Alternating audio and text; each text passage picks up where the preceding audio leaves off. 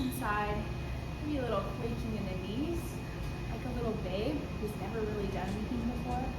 Well, do I have the video for you? Welcome to our training video 101 for grinder care.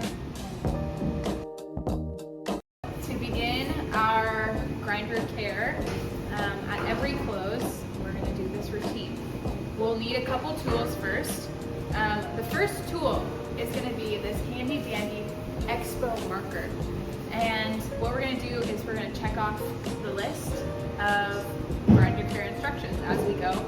Now make sure we're not forgetting anything. Hey Abby, where's the checklist? Hey guys, it's in the binder.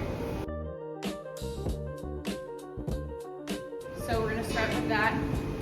And we're also going to use this nice square brush. He hangs out with us all day, but it's really important at the end of the night to get rid of all the grinds around and on the grinder before we wipe it down. Then, to wipe it down, I have a clean rag. You can do an initial wipe with an already used rag, but we really want to get it nice and shiny, clean rag. And lastly, we're going to have a cup.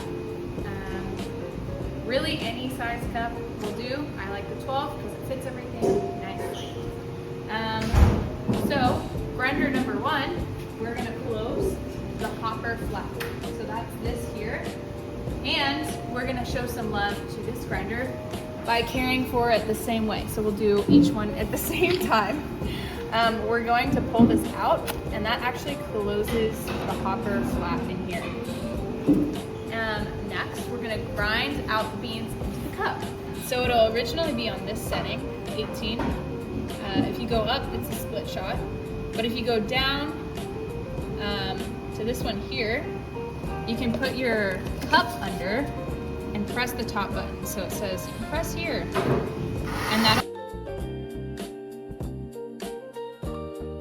Similarly, when we empty out the grinder hopper here for the beans left over, you can click this button here to automatically start it grinding out.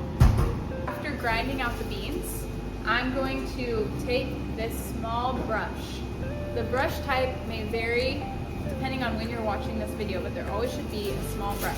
I'm going to keep my cup underneath the ground chute here, which is right here, and I'm going to make sure I'm getting, see how much came out there? Make sure I'm getting these out from being caked in there. Moving back to the regular grinder, I'm gonna take out this chute right here. So we have a one that we're not taking off, this chute, and then this one can click in and pull out easily. So we're gonna pull that out, and you can see, perhaps, that there's a lot of oil and caked on ground in there. So what we're actually going to do is have us wash this every night, making sure to get the caked on oil and ground out. We're going to remove both hoppers and put the beans into an airtight container so that they don't absorb moisture from the air in the night. Where you can find these airtight containers is going to be under here, and we can pull them out. They're labeled for if they're regular or if there are sunset decaf. And I will show you how to take the hoppers out.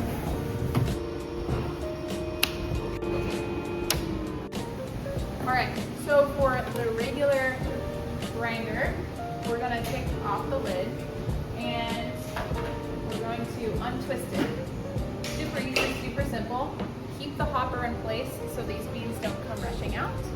And then we're going to dump the beans into the hopper. Next, we're going to take our nice and clean rag. We're going to wipe out the hopper.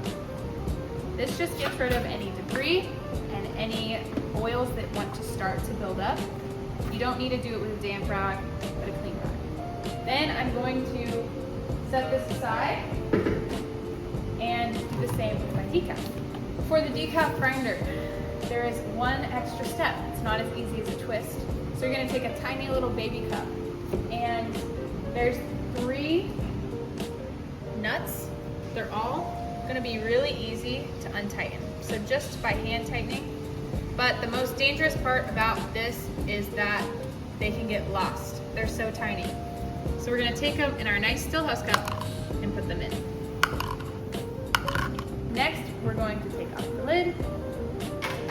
And all you have to do is just lift straight up off of those screws and put it in decaf.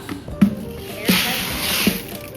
Same idea, we're gonna take our nice clean rag and wipe off the oils. Our next step is to vacuum out the beans that are left over here. A new vacuum is coming that will fit really nicely in here. It's pretty self-explanatory, so I won't show you. Our last step is to do a clean of the exterior. I'm gonna take my nice and mostly clean rag now and get it damp so that I can get all of the grounds off. One area to pay special attention to is these hands here, these arms of the regular espresso machine and the decaf, because there's gonna be a lot of caked on grounds here that'll be really hard to get off if you don't pay attention to them every night. Why we're doing this is so that we can care for our machines really well, because they're expensive and delicate and we really need them for good business. And also it's for integrity and like boosting our teammates as they come in the next morning and want to prepare great coffee and love our neighbors through this excellent experience. And so we get to be a part of that as a closing team by caring for our grinders every